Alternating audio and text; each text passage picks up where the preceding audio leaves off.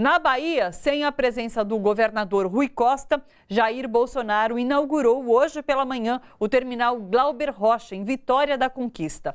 O governador desistiu de participar da cerimônia depois que Bolsonaro dobrou a lista de convidados oficiais e mandou cercar o aeroporto por tapumes. Além de desistir da inauguração, Rui Costa não autorizou que a Polícia Militar baiana fosse deslocada para fazer a segurança do evento.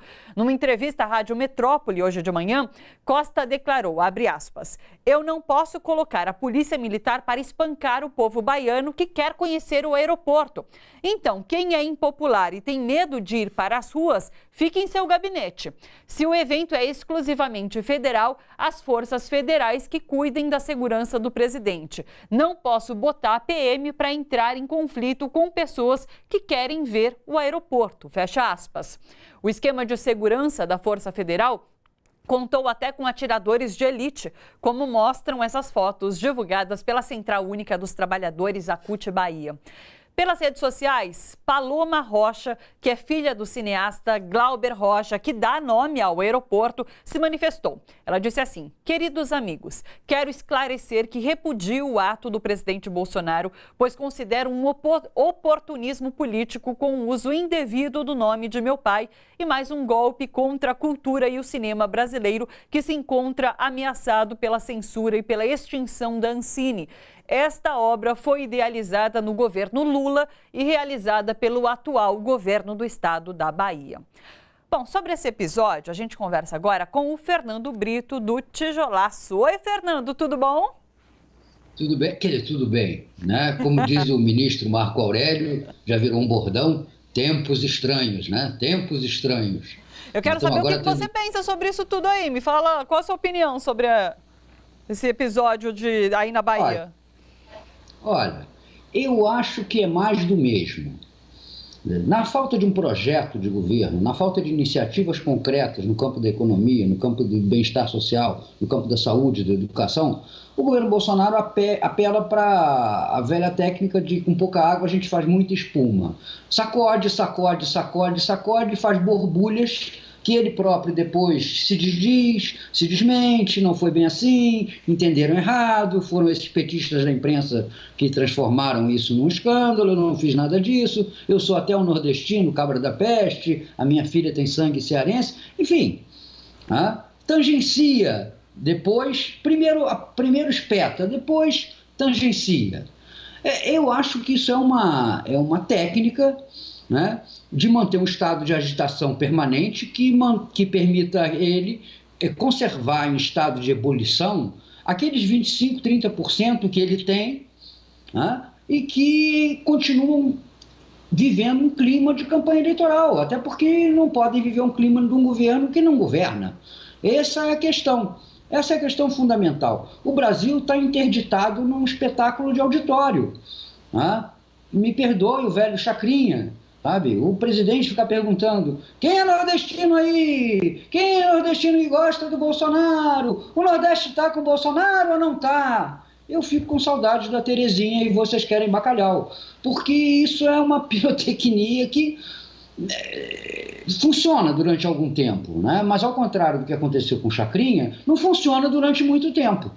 Né? Porque é falso. É falso. Isso não é o estilo dele. Bolsonaro não é uma pessoa simpática, não é uma pessoa ligada ao povão, muito menos ainda ligada ao Nordeste. Então, tudo isso vai soando de tal maneira falso que só consegue sobreviver dentro desses grupos. Eu estava fazendo um exercício agora, que era o de olhar os comentários dos grandes sites de notícia. Né? Eu sempre gosto de fazer isso. Eu me lembro que um ano atrás, etc., era só comentário de direita e só comentário reacionário, só comentário vivendo no frenesi da anticorrupção. E agora, o que você encontra são 3, 4, 5 defendendo o governo Bolsonaro. Em geral, até com comentários repetidos e com temas repetidos. Os petralhas vão para Cuba, era muito pior quando tinha roubalheira, etc. Enfim, né? A ausência completa de argumentos. Porque isso de olhar comentário de grandes portais é quase um exercício de tortura, mas era mais antigamente realmente, porque era angustiante ler aqueles comentários. Mas olha, se a gente não gostasse de sofrer um pouquinho, a gente não era nacionalista, não era socialista, não era popular. O outro lado é muito mais confortável. O nosso não. O nosso exige que a gente faça isso. Porque se a gente quer servir as pessoas politicamente, tem que entender como elas estão pensando. Do contrário, nós vamos ser autoritários. E não vamos, pior ainda, conseguir convencer as pessoas. A gente nota isso. A gente nota um deslocamento significativo do que seria um centro político que no período eleitoral aderiu e somou ao bolsonarismo, que vai se descolando para uma postura cada vez mais radical de oposição ao presidente. E isso é significativo. Por quê? Porque o espaço da direita, que são esses 30%, continua plenamente ocupado pelo Bolsonaro. Isso é quase uma sentença de morte para as outras forças de direita que, percebendo o desastre que ele tentam se organizar, e eu me refiro a João Dória, me refiro aos Luciano Huck, talvez não necessariamente ele, mas aos Luciano Huck da vida. Eles não têm espaço. Eles não podem assumir uma postura de oposição ao Bolsonaro, mas ao mesmo tempo, dentro daquele pensamento de direita, digamos assim, desavergonhada, que o bolsonarismo assume, e também não tem espaço para eles. Também não tem espaço para eles. Pode olhar o que acontece com a turma toda. O Rodrigo Maia posa de estadista, diz que foi ele que conduziu a reforma, etc. e tal, mas dentro daqueles grupos que se manifestam pró-Bolsonaro, ele é ridicularizado, estigmatizado, xingado, enfim, não tem espaço para mais ninguém. Na direita brasileira, o espaço continua todo ocupado por Bolsonaro. O que sobrou é vítima da sua própria incoerência em ter apoiado um projeto fascistoide. Agora tem que aguentar ele no poder. Sim. Fernando, queria sua opinião sobre essa questão de dados oficiais, porque no final de semana teve essa questão de que o INPE não pode divulgar dados oficiais sobre o desmatamento e a isso se acumula a questão do IBGE não pode divulgar dados sobre desemprego, Fiocruz não pode divulgar dados sobre o uso de drogas no país, sobre debate sobre drogas no país, ou seja, os números oficiais estão vetados. A mecânica é mais ou menos a mesma.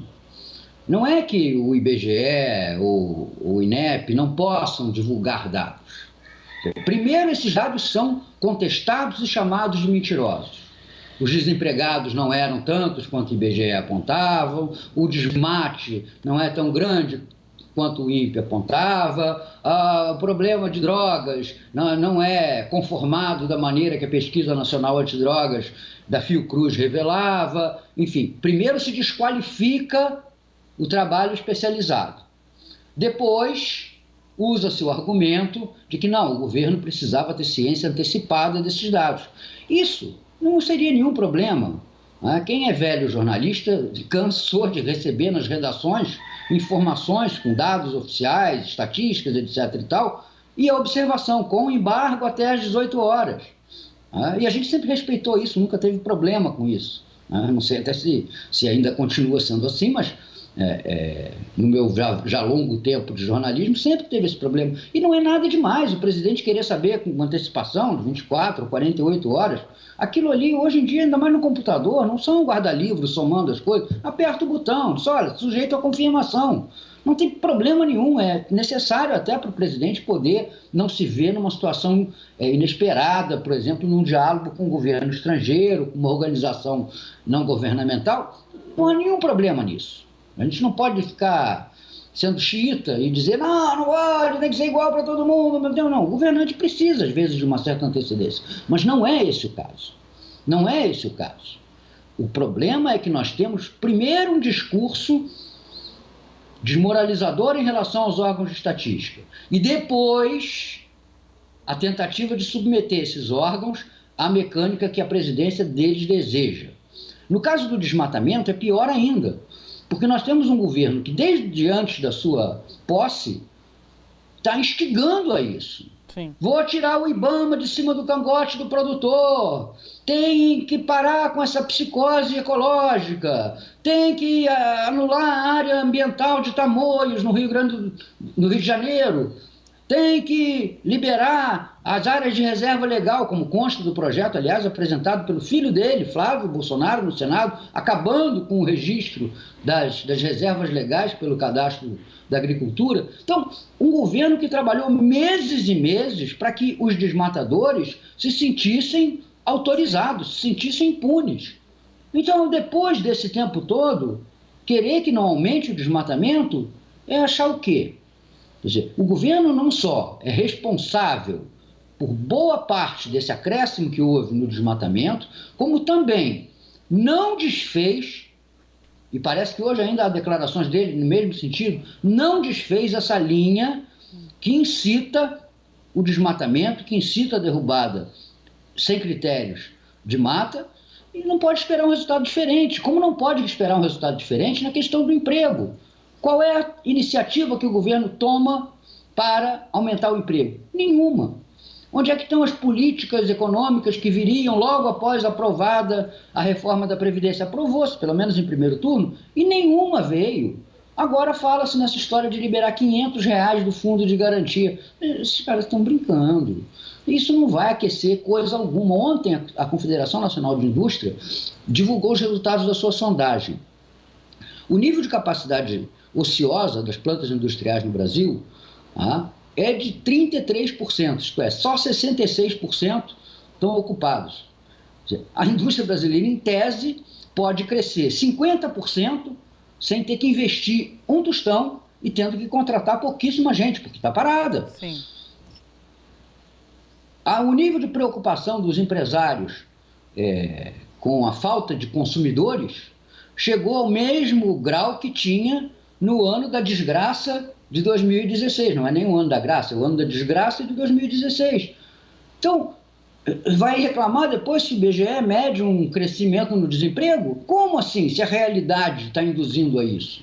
Então, essas coisas fazem com que o governo Bolsonaro se assemelhe cada vez mais a um animador de auditório. Vamos lá, gente! Nós vamos crescer, vamos limpar, vamos tornar honesto, vamos e não vamos a lugar nenhum. Essa é a pergunta que nós, a essa altura, temos que nos fazer. Onde é que nos levaram esses anos todos de vamos reformar o mundo, construir uma nova relação, etc. e tal, que até agora não provocou nada a não ser mais problemas, mais desgraças e mais, sobretudo, que é pouquíssimo falado, mais drama social que a gente vê hoje nas ruas das grandes cidades. Quando as pessoas estão caindo ali pelas sarjetas, enroladas nesse frio, em cobertores, em papelões.